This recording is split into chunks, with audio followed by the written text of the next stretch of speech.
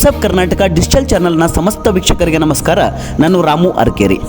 ಸಂಡೂರು ಪಟ್ಟಣದ ಈದ್ಗಾ ಮೈದಾನಕ್ಕೆ ಸಂಸದ ತುಕಾರಾಂ ಭೇಟಿ ನೀಡಿ ಮುಸ್ಲಿಂ ಸಮುದಾಯದ ಮುಖಂಡರ ಸಭೆ ನಡೆಸಿದರು.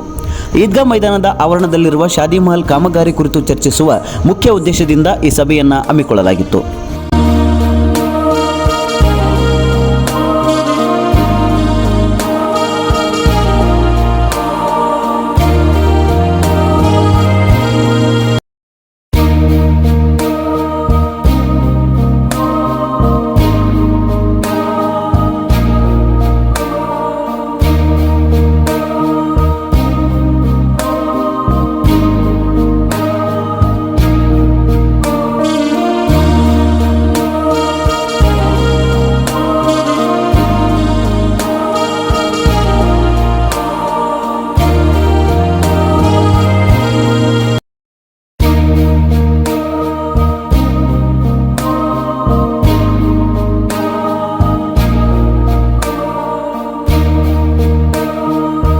ಈ ವೇಳೆ ಸಮಾಜದ ಮುಖಂಡರನ್ನು ಉದ್ದೇಶಿಸಿ ಮಾತನಾಡಿದ ಸಂಸದರು ಮೇ ತಿಂಗಳಿಗೆಲ್ಲ ಶಾದಿ ಮಹಲ್ ಕಾಮಗಾರಿ ಪೂರ್ಣಗೊಳಿಸಲಿದ್ದೇವೆ ಎಂದರು.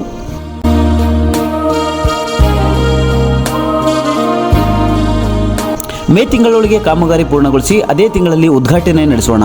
ಮುಂದಿನ ದಿನಗಳಲ್ಲಿ ತಮ್ಮ ಸಂಸದರ ಅನುದಾನದಲ್ಲಿ ಮಹಿಳೆಯರಿಗಾಗಿ ಸ್ಪರ್ಧಾತ್ಮಕ ಪರೀಕ್ಷೆಗಳ ಸಿದ್ಧತೆಗೆ ಕಂಪ್ಯೂಟರ್ಗಳನ್ನು ಒದಗಿಸಲಾಗುವುದು. ಉತ್ತಮ ಗ್ರಂಥಾಲಯವನ್ನು ನಿರ್ಮಿಸೋಣ ಎಂದರು.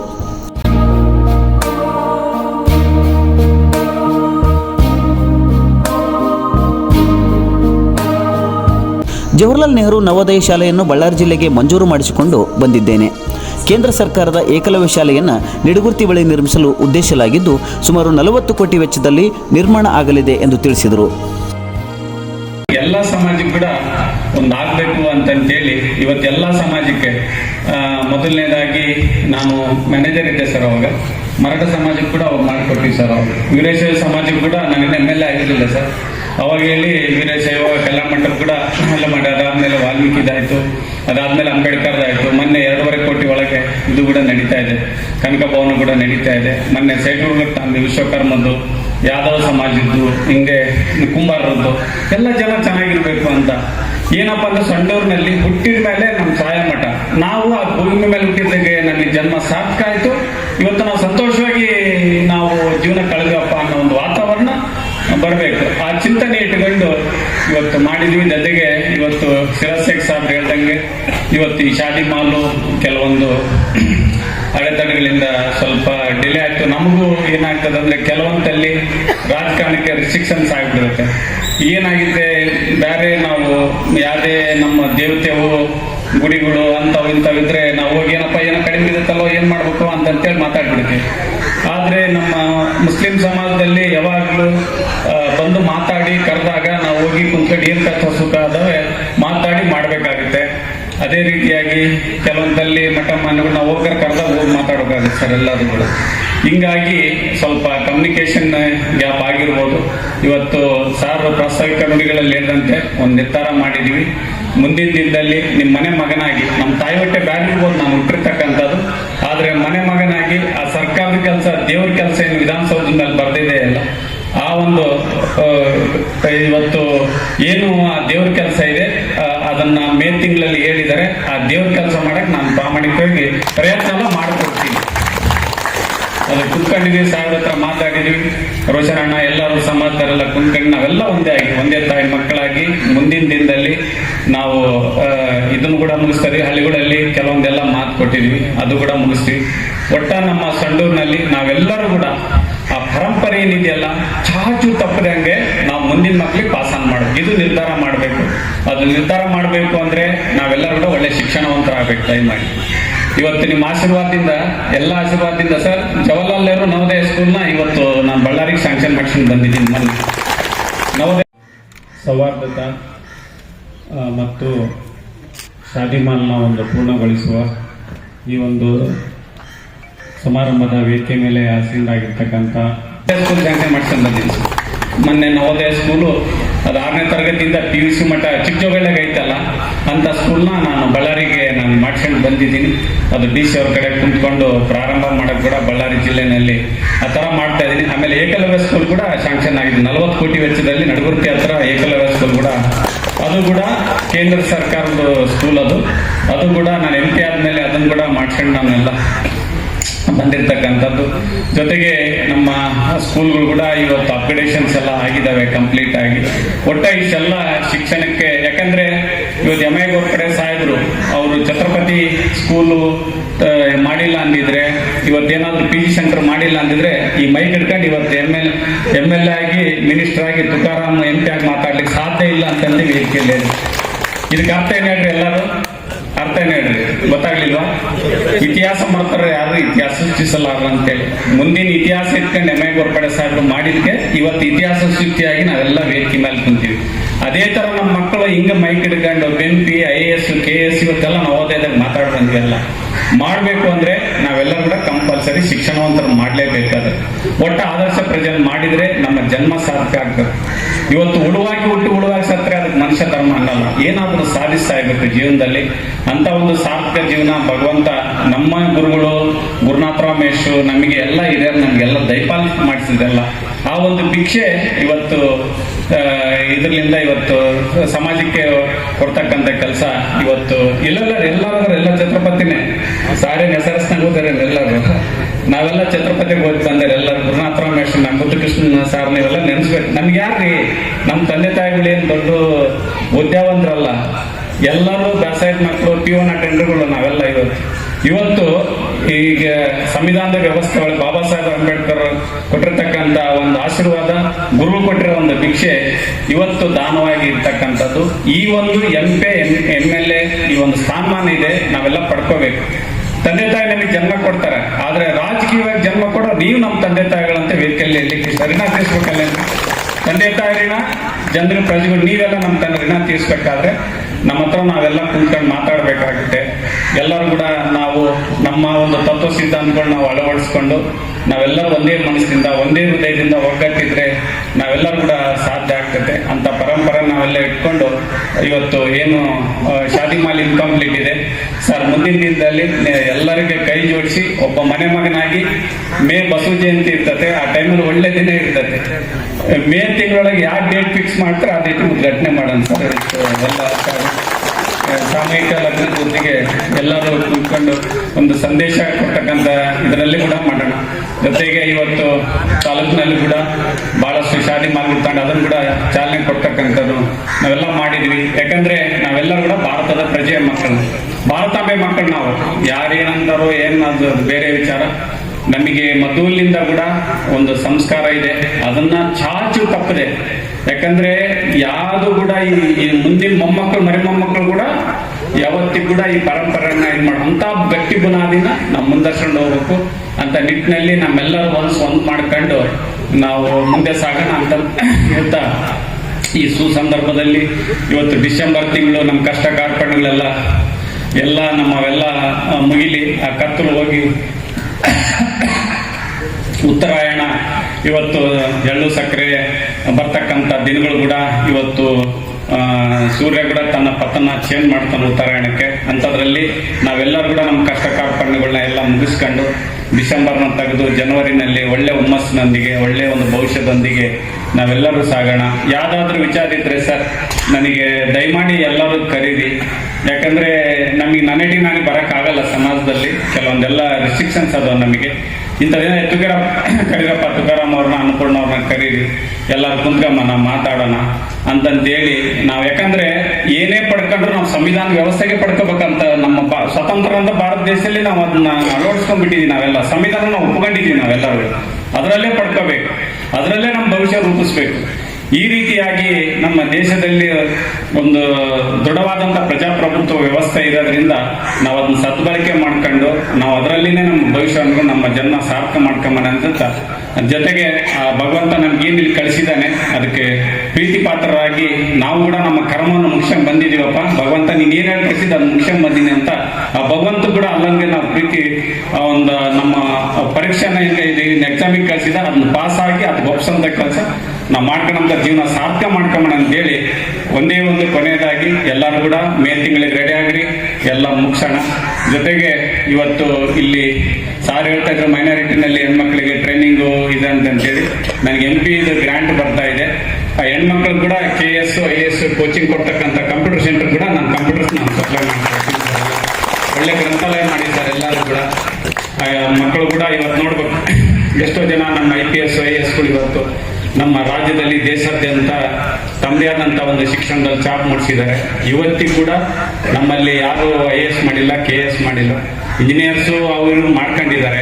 ಆದರೆ ಆಳ್ತಕ್ಕಂಥ ಒಂದು ಅಧಿಕಾರ ನೀಡತಕ್ಕಂಥದ್ದು ನಮಗೆ ಭಗವಂತ ಅದನ್ನ ಫಲ ಪಡ್ಕೋಬೇಕು. ಆ ನಿಟ್ಟಿನಲ್ಲಿ ಹೆಣ್ಮಕ್ಳು ಕೂಡ ತಾವೆಲ್ಲ ಚೆನ್ನಾಗಿ ಓದಿಸ್ರಿ, ಅದಕ್ಕೆ ಬೇಕಾದಂಥದ್ದು ಮಾಡ್ತೀವಿ. ಮಕ್ಕಳು ಕೂಡ ಚೆನ್ನಾಗಿ ಓದಿಸೋಣ. ನಾವು ಮುಂದಿನ ದಿನದಲ್ಲಿ ನಾವೆಲ್ಲರೂ ಕೂಡ ಒಂದು ಪ್ರಜ್ಞಾವಂತರಾಗಿ ಮಾಡ್ಕೊಂಡು ಹೋಗುವಂಥದ್ದು ಮಾಡೋಣ ಅಂತ. ಮಾಜಿ ಸಚಿವ ಸಿರಾಜ್ ಶೇಖ್ ಅವರು ಮಾತನಾಡಿ, ಈವರೆಗೆ ನಡೆದಿರುವ ಶಾದಿಮಾಲ್ ಕಾಮಗಾರಿಗೆ KC ಕೊಂಡಯ್ಯನವರು, Allam ವೀರಭದ್ರಪ್ಪನವರು, ವೆಸ್ಕೋ company, BKG, Zeenat ಗಣಿ ಕಂಪನಿ ಸೇರಿದಂತೆ ಅನೇಕರು ಆರ್ಥಿಕ ನೆರವು ನೀಡಿದ್ದಾರೆ ಎಂದು ನೆನೆದರು. ಸಂಸದ ತುಕಾರಾಂ ಅವರು ಶಾಸಕರಾಗಿದ್ದಾಗ 25 ಲಕ್ಷ ಅನುದಾನವನ್ನು ನೀಡಿದ್ದರು ಎಂದು ತಿಳಿಸಿದರು. ಶಾದಿ ಮಹಲ್ ಉದ್ಘಾಟನೆ ವೇಳೆ ಸರ್ವಧರ್ಮ ಸಾಮೂಹಿಕ ವಿವಾಹಗಳನ್ನು ಕೂಡ ನಡೆಸಬೇಕೆಂದು ಅಭಿಪ್ರಾಯ ವ್ಯಕ್ತಪಡಿಸಿದರು.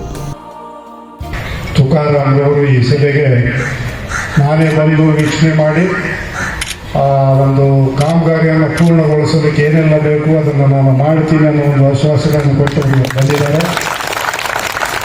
ಅವರಿಗೆ ಪ್ರಪ್ರಥಮವಾಗಿ ನಮ್ಮ ಮುಸ್ಲಿಂ ಸಮಾಜದ ವತಿಯಿಂದ ಧನ್ಯವಾದಗಳನ್ನು ತಿಳಿಸ್ತಾ, ಇವತ್ತು ನಮ್ಮ ಸಹೋದರಿ ಅನ್ನಪೂರ್ಣಮ್ಮನವರು ಕೂಡ ಬರಬೇಕಾಗಿತ್ತು. ಸ್ವಲ್ಪ ಅವರಿಗೆ ಆರೋಗ್ಯದಲ್ಲಿ ಏರ್ಪೇರಾಗಿರೋದ್ರಿಂದ ಬಂದಿಲ್ಲ. ತುಕಾರಾಂ ಸಾರ್ ಇದ್ದರೆ ಅವ್ರು ಇದ್ದಂಗೆ ಅಂಥೇಳಿ ಅಂದ್ಕೊಂಡಿದ್ದೀನಿ. ಯಾಕಂದರೆ ಭಾಳ ರಾಜಕಾರಣದಲ್ಲಿ ಭಾಳ ಕಡಿಮೆ ಜನಕ್ಕೆ, ಭಾಳ ಕಡಿಮೆ ಕುಟುಂಬಗಳಿಗೆ ಈ ಒಂದು ಸದಾವಕಾಶ ಸಿಗ್ತದೆ. ಪತಿ MP, ಪತ್ನಿ ಶಾಸಕಿ, ಈ ರೀತಿಯ ಜೋಡಿಗಳನ್ನ ನೀವು ನೋಡೋದಕ್ಕೆ ಅಪರೂಪ ನಮ್ಮ ದೇಶದಲ್ಲಿ. ನಾನು ಕಂಡಂತೆ ಒಂದು 2-3 ಕಡೆ ನೋಡಿದ್ದೀನಿ. ನಮ್ಮ SS ಶಾಮನೂರ್ ಫ್ಯಾಮಿಲಿನಲ್ಲಿ ನಮ್ಮ ಮಲ್ಲಿಕಾರ್ಜುನ್ ಅವರು ಶಾಸಕರಾಗಿದ್ದಾರೆ, ಅವರ ಪತ್ನಿ ಸಂಸದರಾಗಿದ್ದಾರೆ. ಅಲ್ಲಿ ಇಲ್ಲಿ ಉಲ್ಟಾಗಿದೆ ಅಷ್ಟೇ, ಇಲ್ಲಿ ಇವರು ಸಂಸದರು, ಅವರು ಶಾಸಕರು. ಇವತ್ತು ಭಾಳ ಒಂದು ಸಂತೋಷದ ದಿವಸ.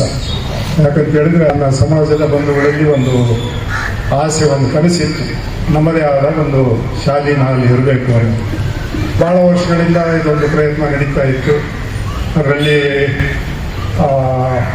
ನಮ್ಮಗಳ ತಪ್ಪು ಅಂತಲೇ ಹೇಳಬೇಕಾಗ್ತದೆ. ನಮ್ಮ ತಪ್ಪು, ನಮ್ಮ ಸಮಾಜದಲ್ಲಿ ಒಗ್ಗಟ್ಟು ಇರದೇ ಇರೋದು ಒಂದು ಕಾರಣ ಇರ್ಬೋದು, ಅಥವಾ ಸರಿಯಾದ ರೀತಿಯಿಂದ ನಾವು ಅಪ್ರೋಚ್ ಮಾಡದೇ ಇರತಕ್ಕಂಥದ್ದು ಒಂದು ಕಾರಣ ಇರ್ಬೋದು. ಅದು ಏನೇ ಕಾರಣ ಇರಲಿ, ಇವತ್ತೊಂದು ದಿವಸ ನಾವೆಲ್ಲರೂ ಒಗ್ಗಟ್ಟಾಗಿ, ಇವತ್ತು ನಾವೆಲ್ಲರೂ ಸೇರಿ ಮಾನ್ಯ ಸಂಸದರಾದಂಥ ತುಕಾರಾಂ ಅವರ ನೇತೃತ್ವದಲ್ಲಿ, ಅವರ ಮುಖಂಡತ್ವದಲ್ಲಿ ಇದನ್ನು ಪೂರ್ಣಗೊಳಿಸಬೇಕು ಅನ್ನೋ ಮನಸ್ಸನ್ನು ನೀವೆಲ್ಲ ಏನು ಮಾಡಿದ್ದೀರಿ, ಅದಕ್ಕೆ ನಾನು ಧನ್ಯವಾದಗಳನ್ನು ಹೇಳ್ತೀನಿ.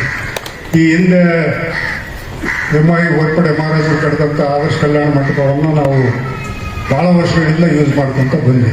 ಅವತ್ತಿನ ದಿವಸ ಅದಕ್ಕೆ ಯಾವುದೇ ರೀತಿಯಾದಂಥ ಬಾಡಿಗೆ ಇದ್ದಿಲ್ಲ, ಕೇವಲ ಮೇಂಟೆನೆನ್ಸ್ಗೆ ಮತ್ತು ಕರೆಂಟಿಗೆ ಅಂತೇಳಿ ಅಲ್ಪ ದುಡ್ಡನ್ನು ತಗೊಂಡು ಆ ಕಲ್ಯಾಣ ಮಂಟಪವನ್ನು ಕೊಡ್ತಕ್ಕಂಥ ದಿವಸಗಳಿದ್ದು, ಮಹಾರಾಜರ ನಂತರ ಆಡಳಿತ ವ್ಯವಸ್ಥೆ ಬದಲಾಗಿ ಅಲ್ಲಿ ಕೂಡ ಇವತ್ತು 25,000 ರೂಪಾಯಿ ಕೊಡುವಂಥ ವ್ಯವಸ್ಥೆ ಇವತ್ತಾಗಿದೆ. ನಮ್ಮ ಸಂಡೂರಿನಲ್ಲಿ ಇರ್ತಕ್ಕಂಥ ಮುಸ್ಲಿಂ ಬಾಂಧವರಲ್ಲಿ ಆರ್ಥಿಕ ಶಕ್ತಿ ಕಡಿಮೆ, 25-30 ಸಾವಿರ ರೂಪಾಯಿಗಳನ್ನ ಬಾಡಿಗೆ ಕೊಟ್ಟು ಇವತ್ತು ಬಡವರ ಮದುವೆಗಳನ್ನು ಮಾಡಿಕೊಳ್ಳೋದಕ್ಕೆ ಬಹಳ ಕಷ್ಟ.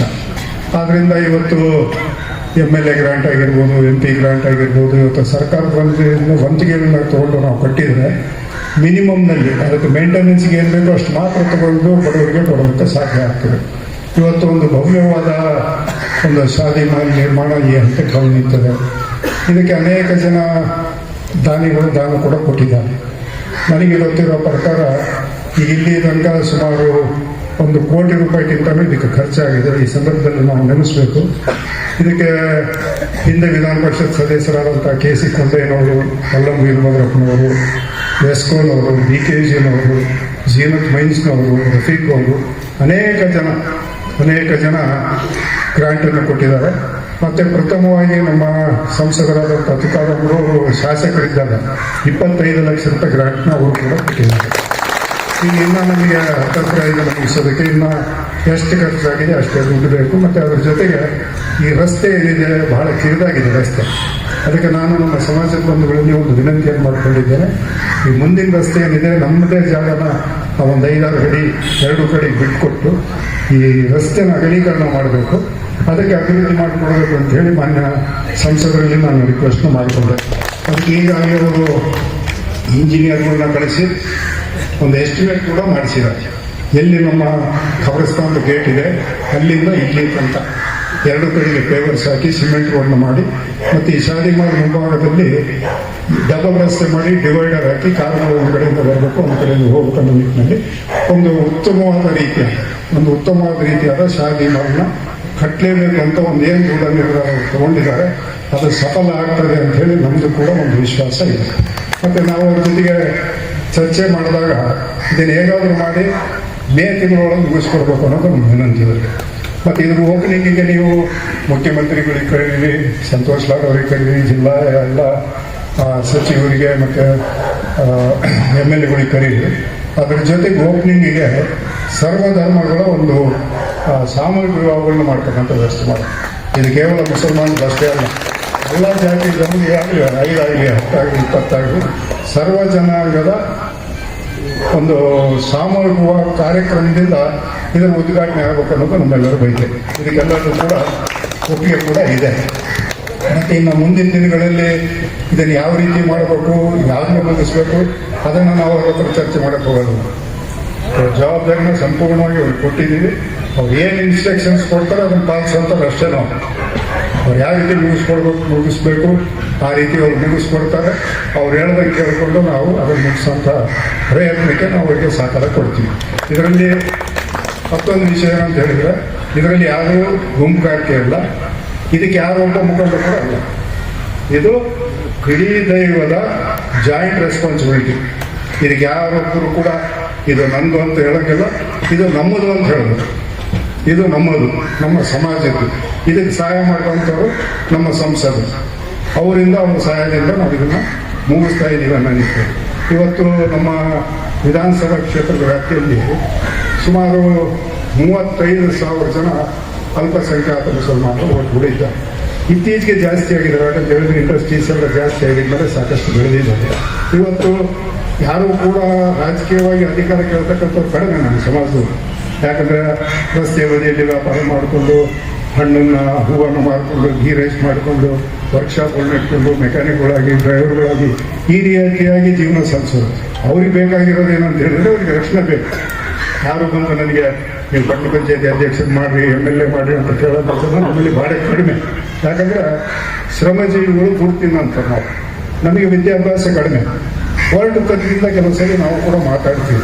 ಅಂಥದ್ದು ಏನಾದರೂ ನಮ್ಮವ್ರು ಯಾರಾದರೂ ನಿಮಗೆ ಮನಸ್ಸಿಗೆ ನೋವಾಗಿ ರೀತಿ ಮಾತಾಡಿದರೆ ನಾವು ನಿಮಗೆ ಈಗ ವೇದಿಕೆ ಮುಖಾಂತರ ಕ್ಷಮೆಯನ್ನು ಕೇಳ್ತೀವಿ. ಯಾಕಂತ ಹೇಳಿದ್ರೆ ನಮ್ಮಲ್ಲಿ ವಿದ್ಯೆ ಕಡಿಮೆ. ನಾವು ಮಾತಾಡೋ ರೀತಿನೇ ಹಂಗೆ, ನಮಗೆ ಮಾತಾಡೋಕೆ ಬರೋದಿಲ್ಲ. ನಾವು ನಮ್ಮ ಮನೆಯಲ್ಲಿ ಮಾತಾಡಬೇಕು, ನಾವು ಬೈದೇ ಮಾತಾಡೋದು.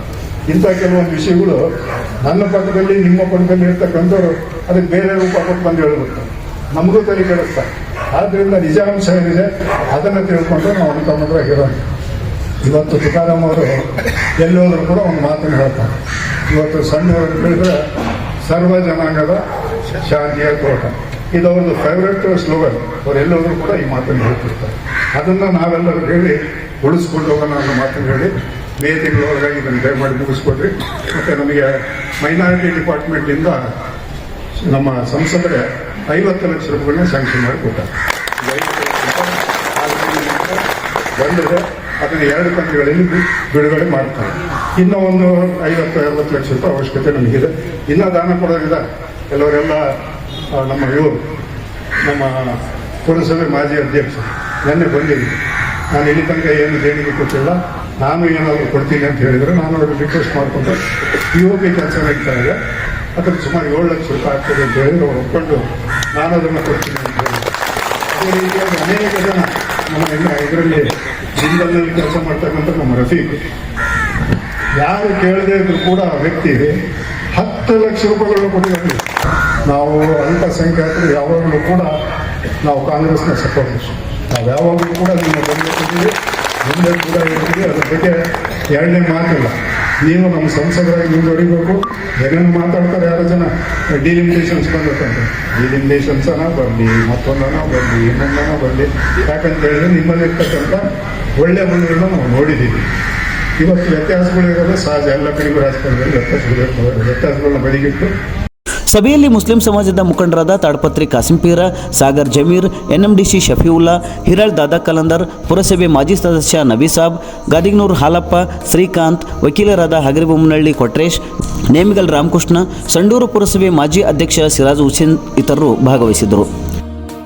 ಸ್ನೇಹಿತರೆ, ನೀವು ನಮ್ಮ ಟೈಮ್ಸ್ ಆಫ್ ಕರ್ನಾಟಕ ಡಿಜಿಟಲ್ ಚಾನಲ್ಗೆ ಸಬ್ಸ್ಕ್ರೈಬರ್ ಆಗಿಲ್ಲ ಎಂದಾದರೆ ಕೂಡಲೇ ಸಬ್ಸ್ಕ್ರೈಬರ್ ಆಗುವ ಮೂಲಕ ನಮ್ಮ ಎಲ್ಲ ಸುದ್ದಿಗಳ ನಿರಂತರ ನೋಟಿಫಿಕೇಶನ್ ಪಡೆಯಿರಿ. ಮಾಹಿತಿ ಇಷ್ಟವಾದಲ್ಲಿ ಲೈಕ್ ಮಾಡಿ ಹಾಗೂ ಶೇರ್ ಮಾಡಿ. ಮತ್ತೊಂದು ವಿಶೇಷ ಮಾಹಿತಿಯೊಂದಿಗೆ ಮತ್ತೆ ಭೇಟಿಯಾಗೋಣ. ಅಲ್ಲಿವರೆಗೆ ನಮಸ್ಕಾರ.